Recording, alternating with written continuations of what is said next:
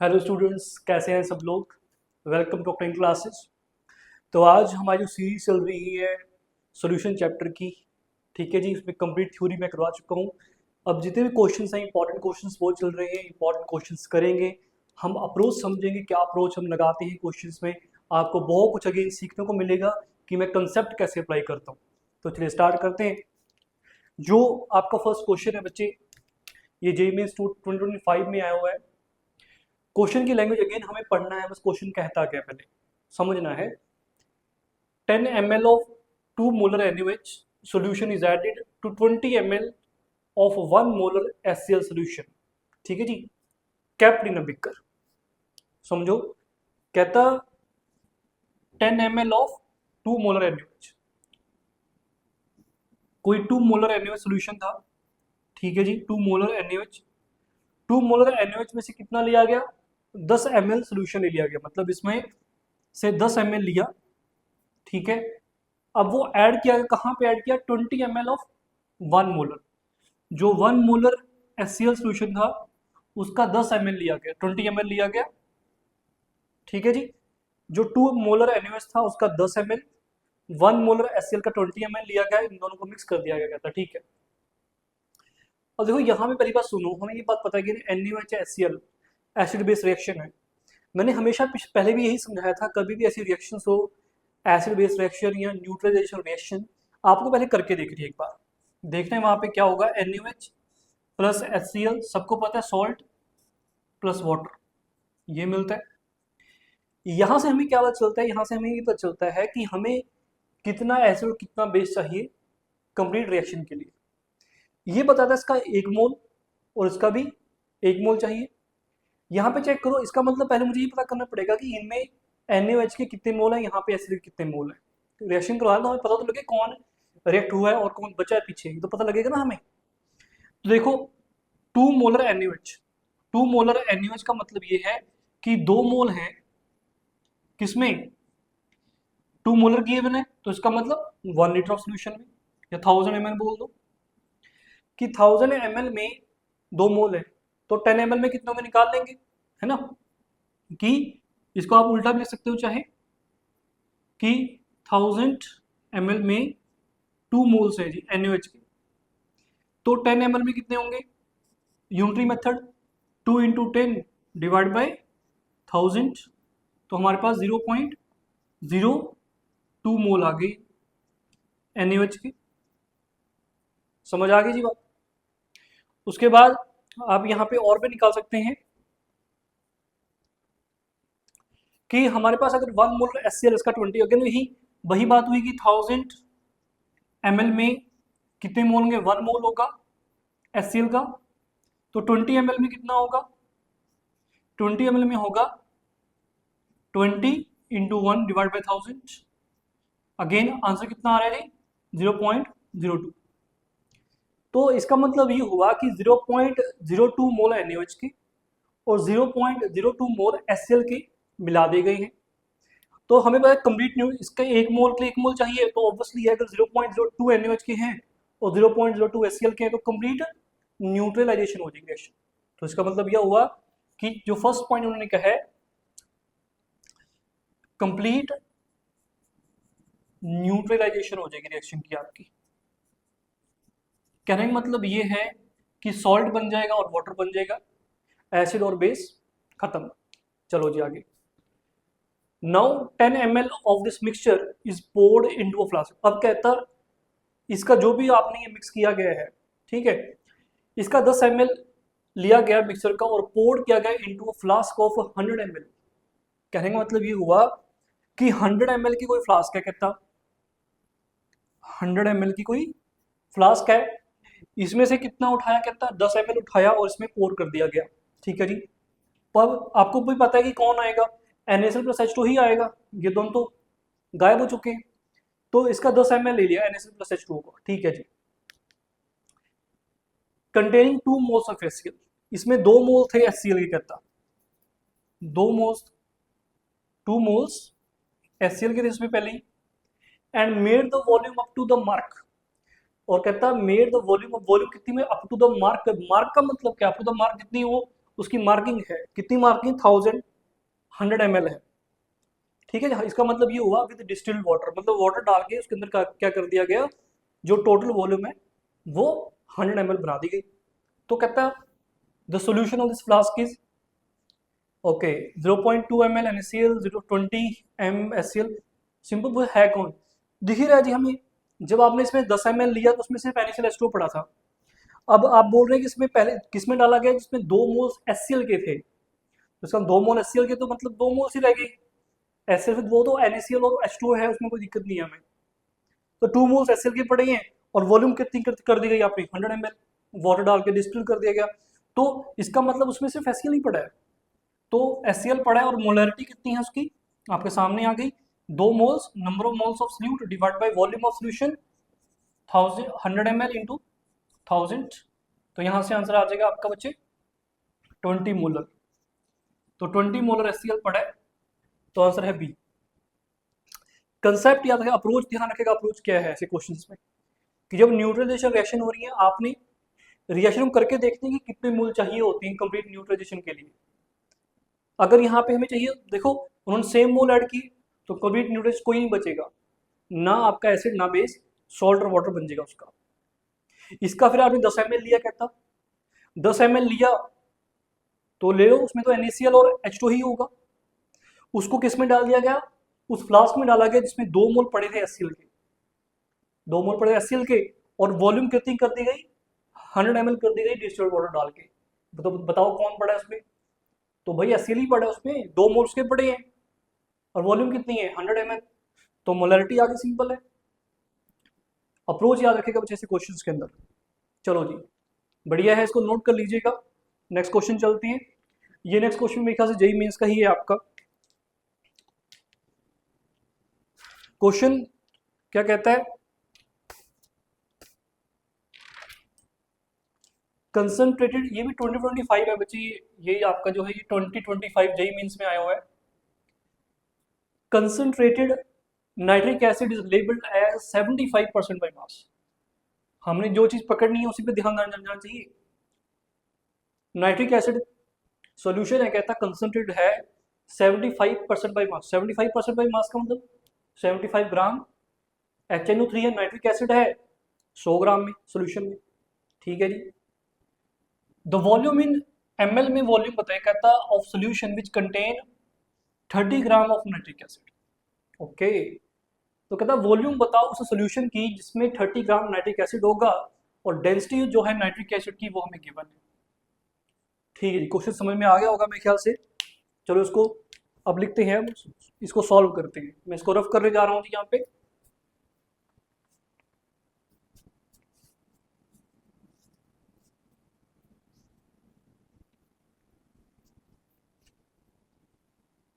तो सुनो फिर कैसे होगा।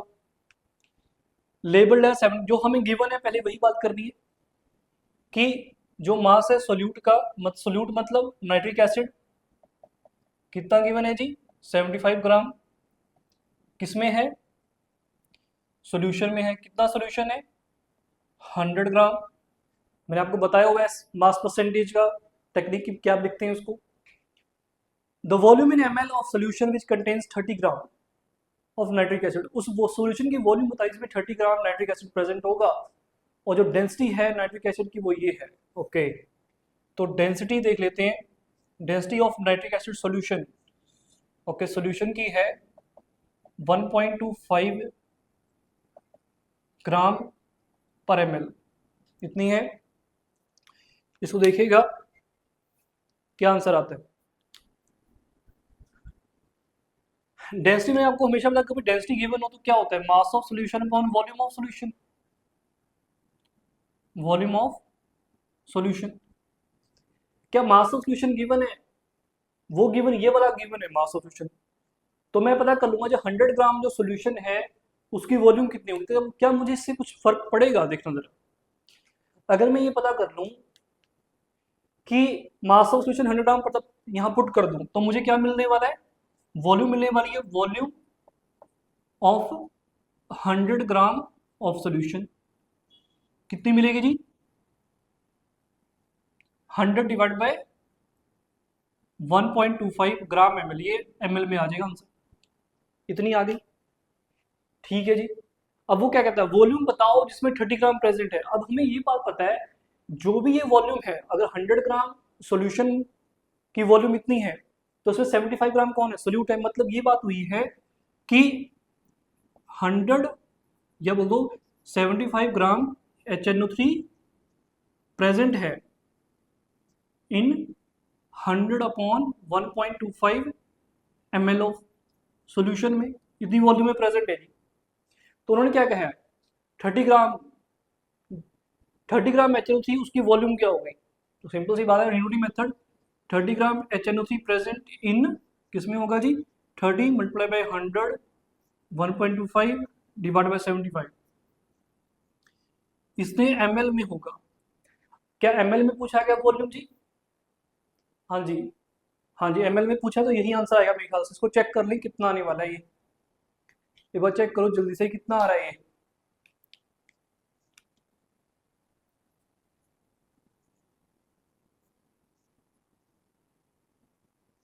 जो ये 40,00125 ऐसा आ जाएगा ml। इसको आप कैलकुलेट कर लीजिएगा, मेरे ख्याल से आपका आंसर आ जाएगा। ये 32 ml आना चाहिए मेरे ख्याल से, क्या 32 ml आना चाहिए जी, याद रखिएगा। क्या 32 आ रहा है, एक बार चेक कर लो सबके सब। बिल्कुल आ रहा है मेरे ख्याल से ना, तो आसान था। यूनिटरी मेथड का भी खास ध्यान रखिए, यूनिटरी मेथड कैसे लगता है, ये आपको पता चल जाता है कि जब आप क्वेश्चन करते हैं, तो वो जब हमें पता चल गया कि मास ऑफ सोल्यूशन इतना है, तो इस सोल्यूशन की वॉल्यूम निकाल ली जी। इसका मतलब ये हुआ इतनी वॉल्यूम में 75 ग्राम है, कि जो 75 ग्राम प्रेजेंट है वो इतनी वॉल्यूम में है। तो उन्होंने कितने में पूछा है, 30 ग्राम कितने में होगा। यूनिटरी मेथड आसान है। चलो आगे चलते हैं जी। आगे क्वेश्चन कहता है, ये भी जेई मीन्स में होगा मेरे ख्याल से, हाँ जेई मीन्स था ये भी, ये 2024 है, ये वाला क्वेश्चन 2024 में है। Density of x molar, question को ध्यान से पढ़ना है हमेशा। डेंसिटी ऑफ एक्स मोलर, जो डेंसिटी है कोई एक्स मोलर सोल्यूशन है किसका, NaOH का, 1.12 ग्राम पर ml है डेंसिटी। ठीक है जी। While in molality concentration 3m, जबकि जो मोलैलिटी है वो 3m है। देन एक्सेस, अब देखो यहां से एक चीज मुझे क्लियर कट होती है, मुझे डेंसिटी गिवन है, मुझे मोलैरिटी गिवन है और मोलैरिटी गिवन है। मैंने आपको एक शॉर्टकट बताया था इसके लिए, कि जो मोलैरिटी है, मोलैरिटी है और डेंसिटी है, उसके बीच में एक रिलेशन होता है, हम उसको यूज कर सकते हैं। आप सिंपल तरीके से समझेगा, मतलब वो फॉर्मूला तभी लगता है जब हमें 3 गिवन है कोई, है ना। तो देखो जरा कितना आसान हो गया क्वेश्चन, कितना आसान हो गया जी। वो फॉर्मूला क्या था, capital M, sorry small M, not capital M. मैंने जो फॉर्मूला बताया था आपको ये थ्योरी में, small M is equal to capital M upon D minus M2, यही था। स्मॉल एम आपकी मोलैरिटी थी, डी डेंसिटी थी, कैपिटल एम मोलैरिटी थी, और M2 बताओ क्या था, it's a mass of solvent और सोल्यूट। जल्दी बताओ अगर आपको याद है तो, याद होगा आपको, it's a mass of solute, M2 is the mass of solute. कौन सा mass, molar mass, M2 is the molar mass of solute. चलो जी आगे चलते हैं। स्मॉल एम गिवन है 3 है, कैपिटल एम एक्स है, डेंसिटी 1.12 ग्राम पर एम एल है, क्या है पर एम एल है, तो यहाँ पे 1000 लग जाएगा जी नीचे, ये मैंने आपको बताया था। तो कैपिटल एम अगेन कितना है, एक्स है, molar mass, molar mass of solute कौन है, NaOH है, तो सोडियम हुआ 23 प्लस 24 प्लस ऑक्सीजन है 16, तो कितना आंसर आ गया, 40 आ गया मेरे ख्याल से, 40 डिवाइड बाई 1000, ये आ जाएगा ऐसे। आगे चलते हैं जिसको थोड़ा सा कैलकुलेशन करते हैं। 3 is equal to X upon 1.12 minus 0.04x, ऐसे आ जाएगा। मल्टीप्लाई कर लीजिएगा, ये आ जाएगा, ये आ गया minus 0.12x equal to x, और यहाँ पे कैलकुलेशन क्या हो जाएगी 1.12 है ना, 1.12 divide 3.36 is divide by 1.12। Check कीजिएगा ये कितना आ रहा है, 3 आ रहा है क्या? ये 3 ही आ रहा है मेरे ख्याल से। तो इसका मतलब आंसर वहाँ डी है। सिंपल क्वेश्चन था, याद रखेगा अप्लाई कैसे करना है आपको, वहां पे समझ भी आना चाहिए कि फॉर्मूला अप्लाई करना कब है। ये शॉर्टकट की अगर हमें 3 चीजें गिवन है, density, molality and molarity of the same solution. चलो जी आगे चलते। आगे क्वेश्चन कहता है कि 250 ग्राम ऑफ डी ग्लूकोज है। Okay, 250 gram of D glucose in water, 250 gram of D glucose in water contain 10.8% of carbon by weight. Okay, 250 gram of D-glucose in water contain 10.8% of carbon by weight. Okay, 10.8% carbon है, मतलब 250 gram of solution में carbon को बताया गया है। Glucose का formula सबको याद होगा, C6H12O6 है ना। तो मोलैलिटी ऑफ सोल्यूशन, देखो जो चीज गिवन है हमेशा वही करेंगे हम। स्टार्टिंग हमारी वहीं से, कंसेप्ट हमारा सिंपल होता है, हमारी अप्रोच हमेशा सेम रहेगी, चाहे क्वेश्चन जी एडवांस का है, चाहे नीट का है, चाहे आपका जेईई मेंस का है। 250 gram of D glucose in water है, तो मास ऑफ सोल्यूशन है जी ये 250 ग्राम, ठीक है। 250 gram of D glucose in water contain 10.8% of carbon. Okay, carbon की परसेंटेज कार्बन है 10.8, ठीक है। मोलैलिटी निकालनी है, तो मोलैलिटी का फॉर्मूला क्या बनेगा, number of moles of solute upon mass of solvent, यही होता है मेरे ख्याल से। अब देखो क्या मेरे पास number of moles of solute है, number of moles of solute किसके इक्वल होते हैं, given mass divide given mass है क्या, सोल्यूट का नहीं है भाई। एक बात और, यहाँ पे 250 gram of D glucose in water, कोई ये मत समझ ले कि 250 ग्राम ऑफ डी ग्लूकोज है कि सर आप हमें तो मास गिवन है जिसका डी ग्लूकोज का, ये नहीं समझ ले। 250 gram of D glucose in water का मतलब ये कि सॉल्यूशन का ही मास टोटल गिवन है ये, ठीक है। डी ग्लूकोज का मास नहीं, सोल्यूट का मास गिवन नहीं है। हमें मोलर मास पता है ग्लूकोज का, सबको 180 होता है। क्या मास ऑफ सॉल्वेंट है, क्या वाट सॉल्वेंट कौन है, वाटर, वाटर का मास भी गिवन नहीं है, यहाँ पे कुछ भी गिवन नहीं है हमें क्वेश्चन। तो कैसे करेंगे, देखो हमें जो गिवन है ये चीज है, इस चीज को पकड़ते हैं। अगर मैं कहूँ कि मुझे परसेंटेज ऑफ, वहां पे कोई भी आपका एलिमेंट होगा उसकी परसेंटेज का फॉर्मूला सबको पता होगा।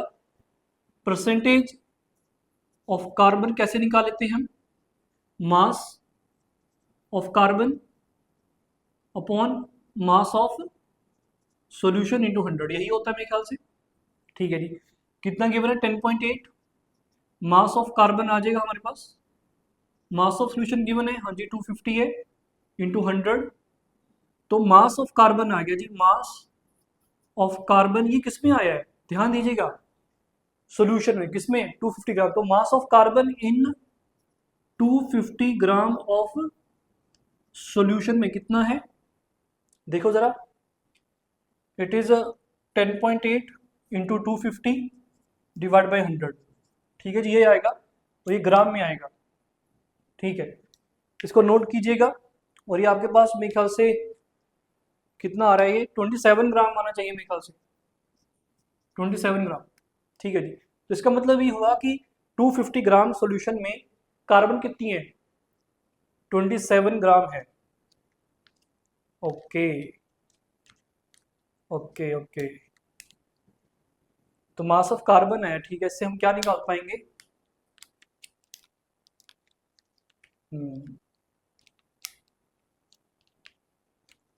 ठीक है, लेकिन परसेंटेज तो कुछ और ही बोल दिया। जब हम ग्लूकोज की, मान लो मेरे पास कोई सब्सटेंस होता, परसेंटेज टोटल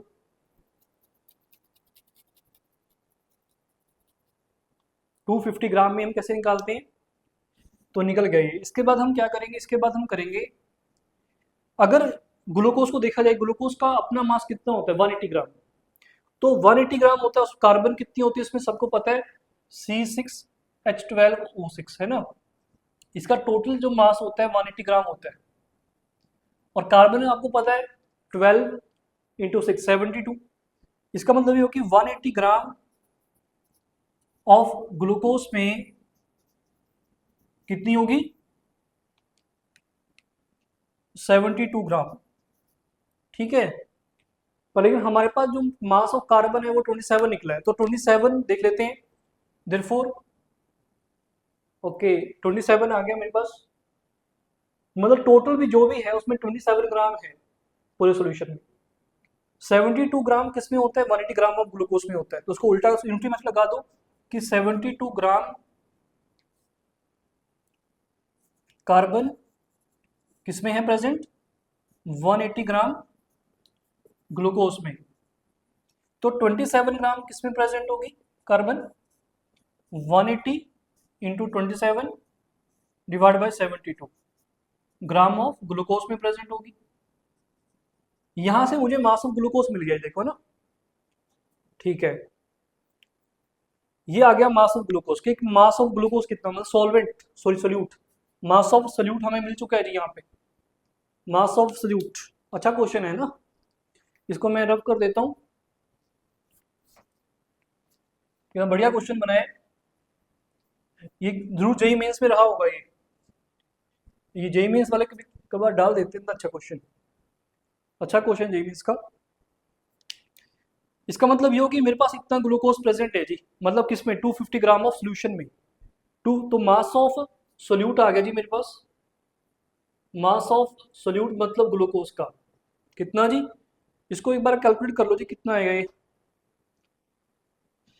ये मेरे ख्याल से मैं इसको पूरा अगर कैलकुलेट करता हूँ तो ये 67.5 ग्राम आएगा, 67.5 ग्राम।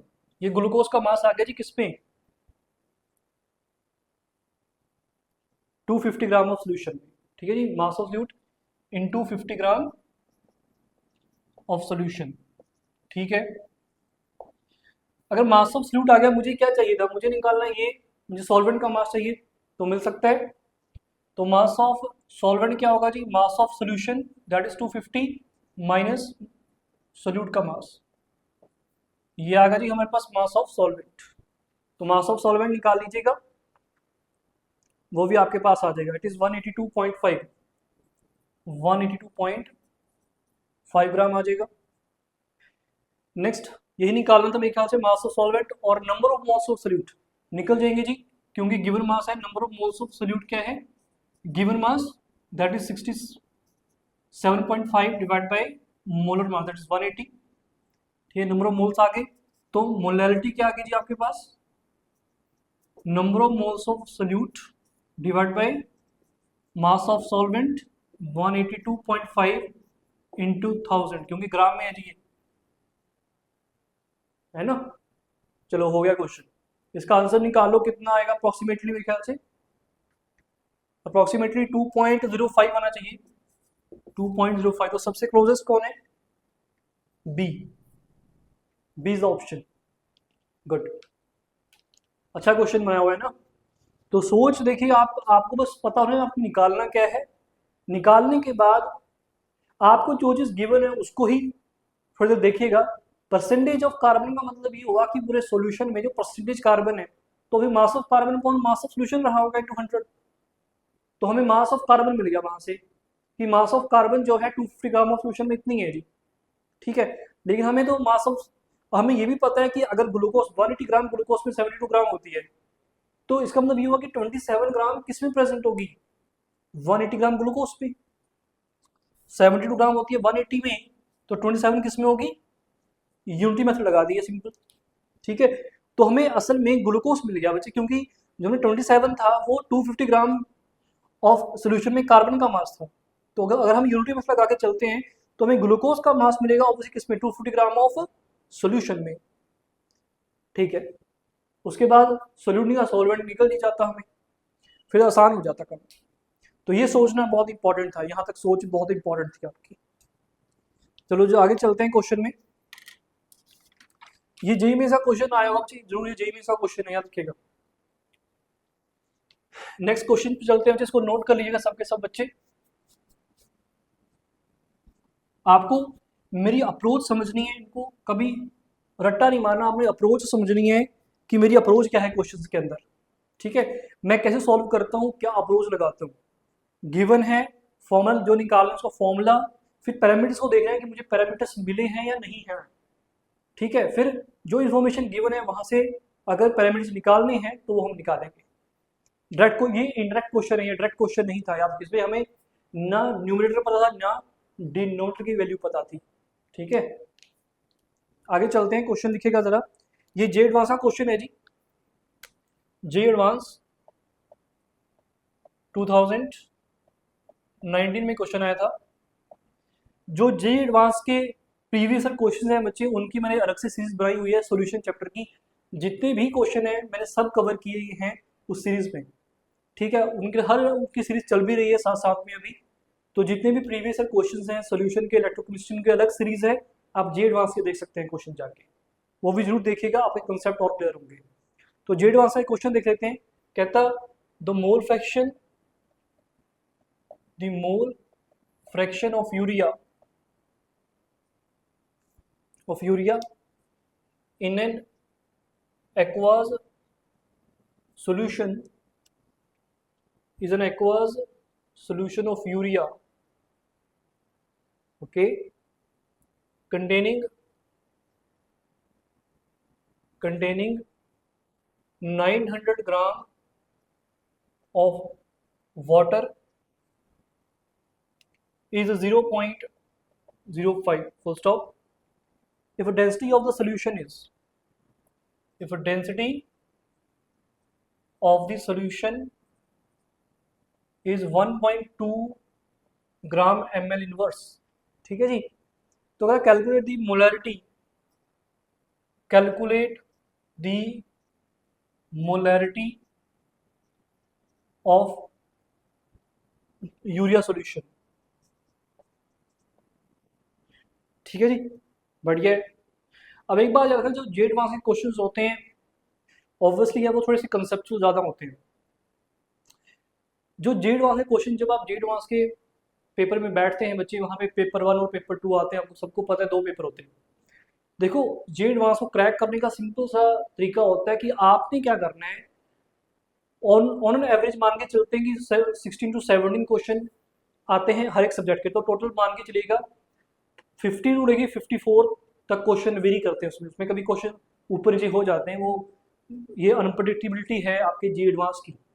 ठीक है, तो 50 से लेके 54 क्वेश्चन हो सकते हैं पूरे एक सेट के अंदर, तीनों सब्जेक्ट के मिला के। तो आपने क्या करना है, आपने कोशिश करनी है कि आप लोग को वहाँ पे सिलेक्टिव होना है, चाहे वो केमिस्ट्री है, चाहे फिजिक्स है, चाहे मैथ। सिलेक्टिव होने का मतलब ये है कि आपने वो क्वेश्चन ढूंढने हैं जो हो सकते हैं। आप कहें सर हम कैसे ढूंढेंगे, भाई उनकी लैंग्वेज बता देती है, उनकी लैंग्वेज बता देती है कि वो आसान है नहीं है। आपने वो क्वेश्चन ढूंढने हैं, और सिर्फ कितने क्वेश्चन करने हैं मैक्सिमम, आपने हर एक मान के चलिएगा हर एक सब्जेक्ट के 6 to 7 क्वेश्चन करने हैं। तो 6 to 7 का मतलब ये हुआ कि अगर मैं 6 भी मान के चलूँ तो कितने क्वेश्चन होंगे, 18 क्वेश्चन होंगे आपके पेपर 1 में, और 18 होंगे कहाँ पे, पेपर 2 में। तो टोटल हो गए मेरे ख्याल से 36। तो 36 क्वेश्चंस करने हैं आपने बिल्कुल एक्यूरेसी के साथ। मैं कहता हूँ कि आपकी सिलेक्शन बहुत बढ़िया हो जाएगी, बहुत बढ़िया रैंक आएगा। बस आपने वो 6 to 7 क्वेश्चन चुनने हैं वहाँ पे, सिलेक्ट करने जो आप कर सकते हैं, और मैं कहता हूँ वो कर भी सकते हैं। ठीक है, उनमें से इसका मतलब ये हुआ कि 54 या 50 क्वेश्चन जो होंगे उनमें से आपको 36 करके आ रहे हैं, 36 या 35 बिल्कुल एक्यूरेसी के साथ। हर एक सब्जेक्ट का क्वेश्चन कितना करना है, 6 क्वेश्चन करके या 7 क्वेश्चन करके आने हैं आप, और बढ़िया रैंक आपको मिले। 5 क्वेश्चन भी चल सकते हैं, ऐसी बात नहीं है, लेकिन बढ़िया एकदम अच्छा रैंक, डिसेंट रैंक आपका आ जाएगा। ये अप्रोच है जे एडवांस के क्वेश्चंस को करने की। ठीक है, तो चलो चलते हैं आगे। कहता the mole fraction of urea in an urea solution कितनी है, okay, containing 900 gram of water है, इज 0.05। तो मोल फ्रैक्शन भी लेते हैं जी यूरिया की, 0.05 है 900 ग्राम ऑफ वाटर में, मतलब सॉल्वेंट का जो मास है वो 900 ग्राम है। If density of the solution, density जो है सॉल्यूशन की वो है 1.2 ग्राम ml इनवर्स। ठीक है, calculate the molarity of solution. Okay, molarity का फॉर्मूला सबको पता है जी, मोलैरिटी क्या है, number of moles of solute upon volume of solution. क्या गिवन है? Number of moles of solute given है। Number of moles of solute का मतलब क्या है? Given mass divide by molar mass of solute. Given mass कितने solute का नहीं है जी गिवन। मोलर मास जो यूरिया का होता है वो 60 ग्राम होता है, याद रखेंगे बच्चे ये बात। आपको ये जो कॉमन है molar mass of urea, urea का फॉर्मूला होता है NH2CO NH2, याद रखेंगे, फॉर्मूला भी ध्यान रखेंगे। 60 ग्राम पर मोल होता है, जैसे ग्लूकोज का 180 होता है, तो इनको आपको याद रखना। जैसे H2SO4 का 98 होता है ग्राम पर मोल, तो ये आपको कॉमन कॉमन याद रखने सॉल्यूट, इनका मोलर मास।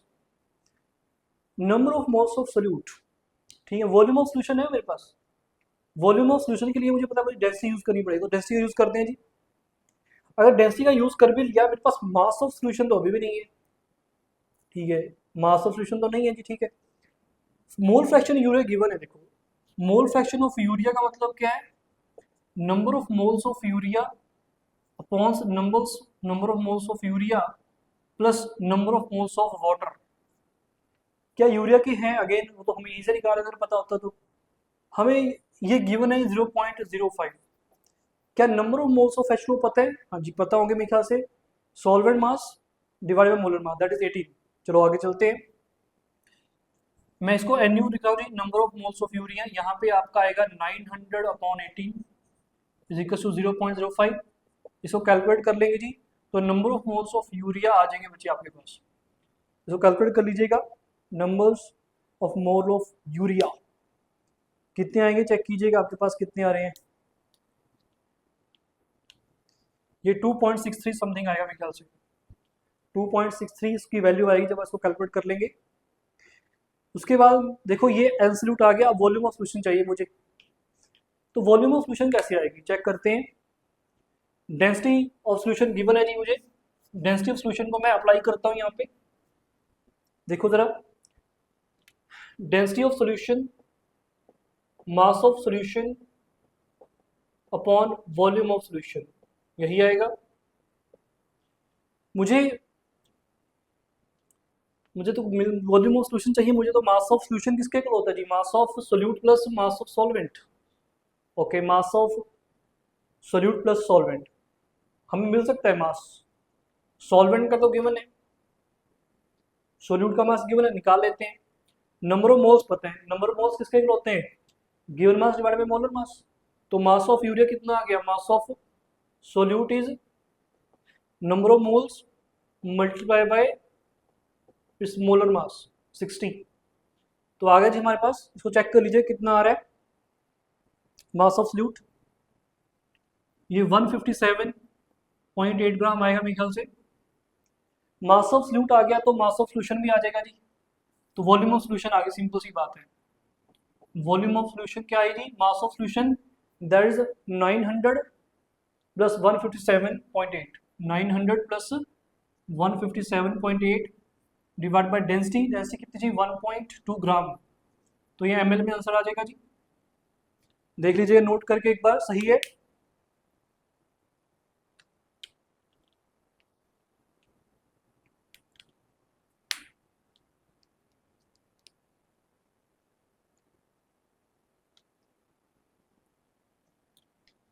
ठीक है, ये मेरे ख्याल से आंसर 180 समथिंग कितना आ रहा है आपके पास, देखना जरा कितना आंसर आएगा। ये 881.5 ml ये वॉल्यूम ऑफ सॉल्यूशन आ गई। तो आपका आसान हो गया मोलरिटी। तो कैपिटल एम क्या आएगा जी? Number of mole of solute कितने हैं जी? 2.63 है, divide by volume of solution 881.5, यहाँ पे 1000 मल्टीप्लाई कर दीजिए, आपका आंसर आ जाएगा मेरे बच्चों जल्दी से। Is coming out with 2.98 capital M. तो आपको अप्रोच दिखी होगी कि एडवांस क्वेश्चन में अप्रोच, देखो अप्रोच सेम है हमारी, चाहे नीट का क्वेश्चन हो चाहे उसका। आपने बस ध्यान से पढ़ना है क्वेश्चन को और देखना है कि जो मुझे निकालने को कहा गया है कि क्या वो पैरामीटर्स मेरे पास हैं या नहीं है। अगर नहीं है तो जो इन्फॉर्मेशन गिवन है वहां से निकालिएगा। ये आपकी स्किल्स होंगे बच्चे, ये स्किल्स आपने जनरेट करनी है कि हाँ कि मास ऑफ सॉल्यूट निकल सकता है, उसके नंबर ऑफ मोल्स गिवन है मुझे। ठीक है, डेंसिटी हमेशा सॉल्यूशन गिवन है, फॉर्मूला सिंपल रखिएगा। आपको अपने में चल जाएगा मुझे क्या पुट करना है, मुझे क्या क्या मिल जाएगा वहां से। ये मैंने आपको बहुत बार लिखा के दिखाया है डेंसिटी ऑफ सॉल्यूशन के बारे में। ठीक है जी, तो ये पार्ट हमारा यहाँ पे खत्म होता है बच्चे। मोलैलिटी, मोलैलिटी के ऊपर जितने भी नॉर्मेलिटी पे क्वेश्चन मैंने करवाए हैं आपको इन सबको अच्छे से कीजिएगा और क्वेश्चन कीजिएगा। और भी क्वेश्चन दे दूंगा और आप मुझे मैसेज करेंगे, डीएम कीजिए, मुझे मैसेज कीजिएगा और मैं आपको क्या करूँगा, और क्वेश्चन जो होंगे आपकी जो पीडीएफ होगी मैं वो आपको सेंड कर दूंगा। ठीक है जी, तो मिलते हैं बच्चे नेक्स्ट लेक्चर में।